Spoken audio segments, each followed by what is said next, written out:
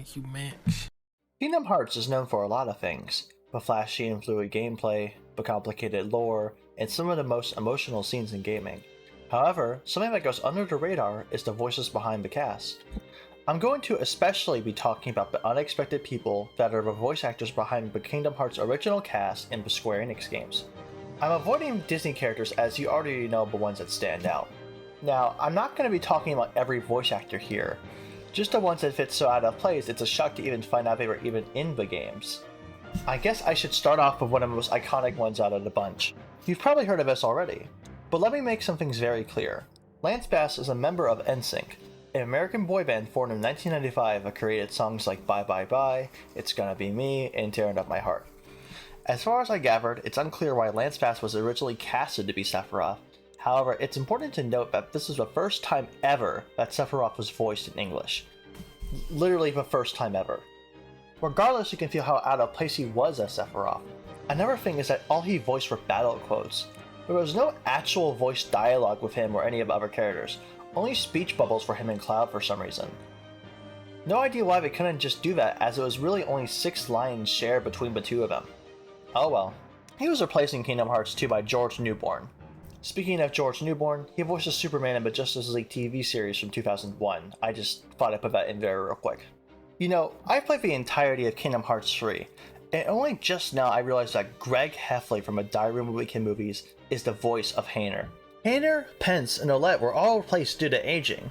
Naturally, I should have thought this, but I'm just surprised it was him out of all people. The best part is that he's really good and sounds very natural for a character, unlike others on this list. Cough cough, Lance Bass, cough cough. Also, unlike most people, I actually hope he gets recasted for a role again, assuming Hayner will have a supporting role in Kingdom Hearts 4. Speaking of recasting, similar to Hayner, I had no idea that Drake, Bell, was young Ericus. If you don't know, Drake is mainly known for his role in Drake and Josh that aired between 2004 and 2007. If I'm being honest, he's a pretty good fit for the role. It would have been really funny if he happened to get Josh Peck back as the voice of young Xehanort. However, unlike Hayner, I have a feeling he won't be returning for a role in the future. However, since we are on the topic of Ericus, Mark Hamill, being trained as Luke Skywalker in Star Wars, is now training Terra, Aqua, and Ventus in both Kingdom Hearts Birth by Sleep and in Kingdom Hearts 3. If I'm being honest, I have no strong feelings one way or the other towards his role. However, I do think he does a good job. Also, while I'm at it, he also voices Majima from the original PS2 Yakuza game. However, he does not remember voicing him at all. Before I mention the last person, I wanted to do a quick fire round of some of the other voice actors. Christopher Lee, the actor of Saruman and Count Dooku, voices Diz. Leonard Nimoy, the actor of Spock, voices Master Xehanort in Birth by Sleep. Christopher Lloyd, the actor of Doc Brown from Back to the Future, is Master Xehanort in Remind DLC. I knew I wouldn't mention Disney characters, but Dan Castellaneta, the voice of Homer Simpson, voices Genie from Aladdin. He voices Genie's in other stuff too, but I thought I'd mention it because it's funny. And finally, Dylan Sprouse from The Sweet Life of Zack and Cody is Yozora in the Remind DLC for Kingdom Hearts 3. Finally, I want to mention probably my favorite from this list.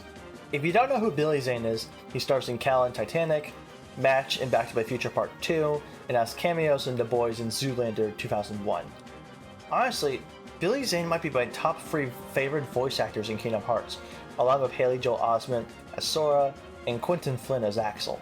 He's just so menacing and scary. I actually even met him in real life at the convention in 2019. Unfortunately, I don't have footage of the convention and I barely remember what I asked him as a question. However, in response to what it was like playing as him, if I can remember correctly, he enjoyed playing the role and didn't know why he was called back for Kingdom Hearts 2.